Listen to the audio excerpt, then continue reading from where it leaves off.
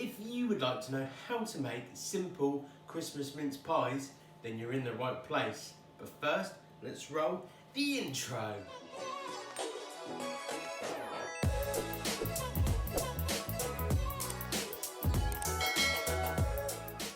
Ho ho, how is it going, party peeps? And welcome back to Simon's Bacon Isolation Inspiration. My name is Simon, aka The Bearded Baker, bringing you tasty treats which you can make at home. We are so close to Christmas, and what do we have around this time of year? That's right, mince pies. Who doesn't love a mince pie at Christmas? I know I certainly do. Get in my tum. So, to start with, I'm going to show you all the ingredients you're going to need to make this special mincemeat. Now I know exactly what you're thinking. Simon, that looks like a lot of ingredients here, and that's because there is. So hopefully I remember as we go through. Right here I have got 175 grams of currants.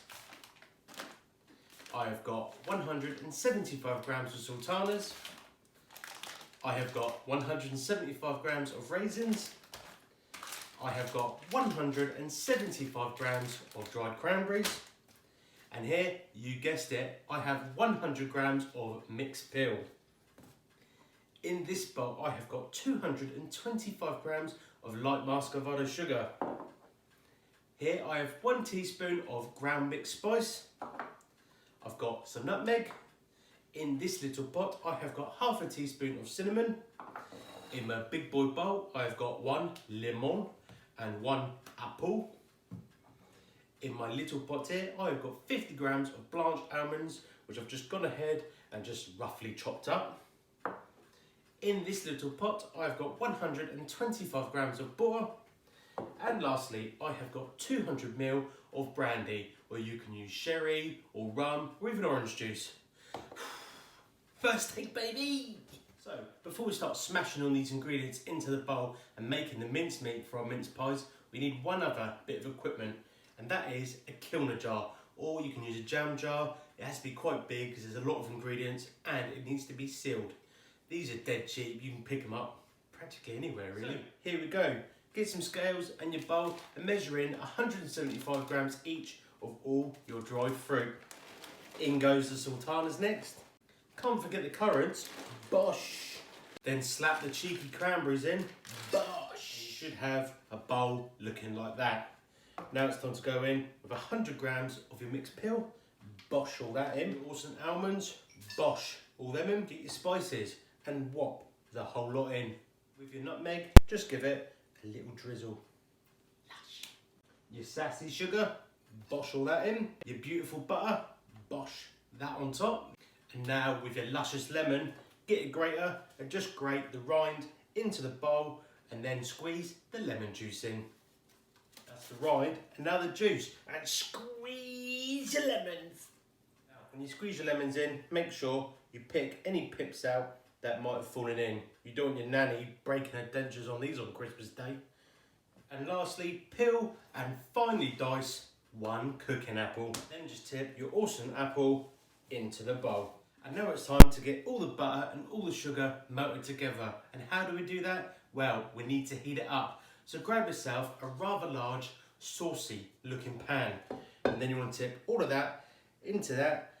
And I've just realised something. I don't know why I didn't just weigh it all out in the saucepan to begin with. And now it's in your large, saucy pan. It's time to get this on a low heat, and you want to stir it until all the butter and all the sugar is melted really. So I'll see ya in a minute. And here we go. The butter and sugar is all melted. I'm just going to give it a little simmer for about 10 minutes. Just to get all this liquid into like a sort of jammy consistency. There we go, it's been a couple of hours and it's all cooled down nicely. And as you can see, all the liquid's gone and it's just a real nice sticky mixture. Now it's time to go in with the booze. So just tip the whole lot in and just give that a stir around. And there we go, now this is absolutely reeking of booze. It's now time to spoon the mixture from here into our nice clean jar. So get it done. There we go, there is our Christmas mincemeat all done. Now trust me, this stuff gets better with age. So once you finish using what you're using, pop it in the back of your cupboard, and then next year you've got even better mincemeat for more mince pies. Now that's done, it's time to make the pastry. And I'm going to show you the ingredients you're going to need to make it. The ingredients you're going to need to make Christmassy pastry is as follows. In this bowl I've got 175 grams of plain old flour. In this bowl I have got 75 grams of unsalted butter. In this bowl I have got 25 grams of icing sugar, and in the big boy bowl I've got 1 cheeky egg and 1 orange. So what else do we need to turn the pastry into pies? Well, you need a pie tray or a muffin tray. This is a 12 section one. You need a rolling pin, and lastly you're going to need some cutters. Here I have a 3-inch fluted cutter and some nice little star cutters to make it extra Christmassy. Just what we want. Let's make some pastry, baby. In our big boy bowl, get the plain flour and bosh the whole lot straight in. Next, get your icing sugar and bosh all that in as well. Now get your little whisking fingers on and just give that a little stir together. Next you want to go in with some orange zest. So get your grater and your orange and just grate all the rind. And just because you've used the rind of the orange, don't throw it away. What a waste.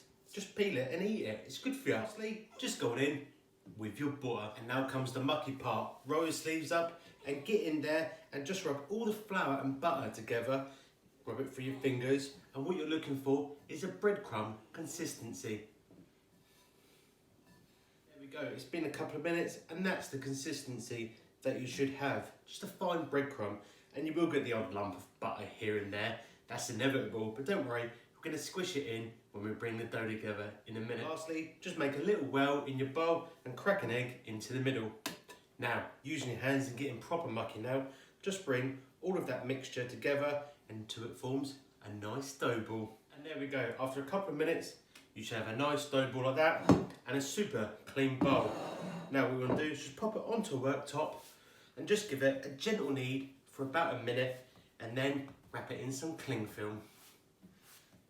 And there we go, there's our pastry all wrapped up. Now I'm going to throw it in the fridge for half an hour. Where we've been working it with our hands, the butter's melted and it just will be really hard to roll out. So pop it in the fridge for half an hour, and that should firm up. Nice. Now our dough is out in the fridge, it's time to get it rolled out. So grab some flour and just lightly dust your work surface. Now, dust your rolling pin, dust the dough, dust yourselves, do whatever you want. It's time to roll it out.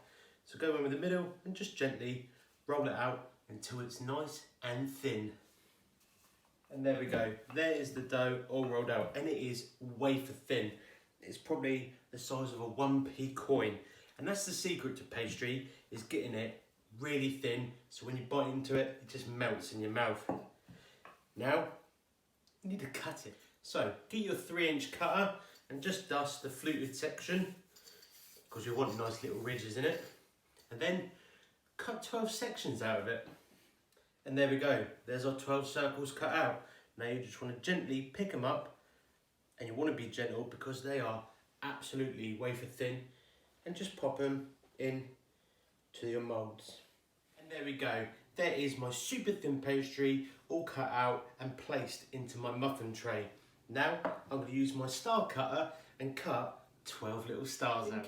Simon, could you put lids on these? Yes you can, but I like them with stars. I think they look much more Christmassy and much more interesting, to be honest with you. There we go. There is my 12 stars all cut out. And as you can see, I've still got quite a bit of dough left over, but I've only got one tray. So once these 12 are cooked, I'm going to roll this out and cook another 12. Now, before we start filling these up, now's the time to get our ovens on. Gas mark 6 or 200 degrees Celsius.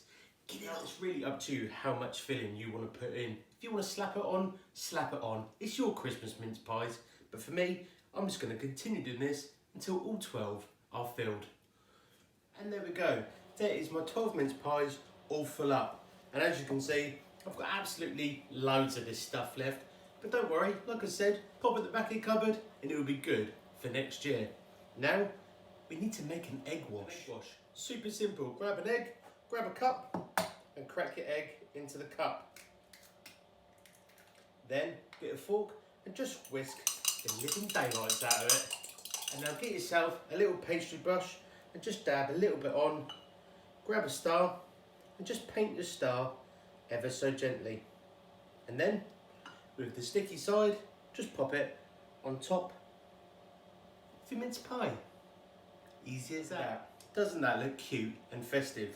Now, just get your pastry brush and just go over those stars with egg wash on the top.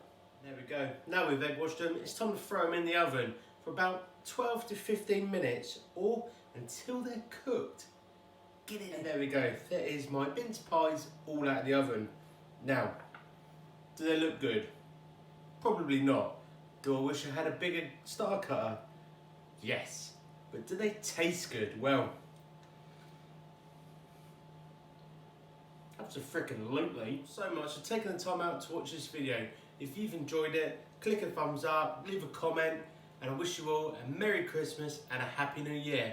And until next time, peace out.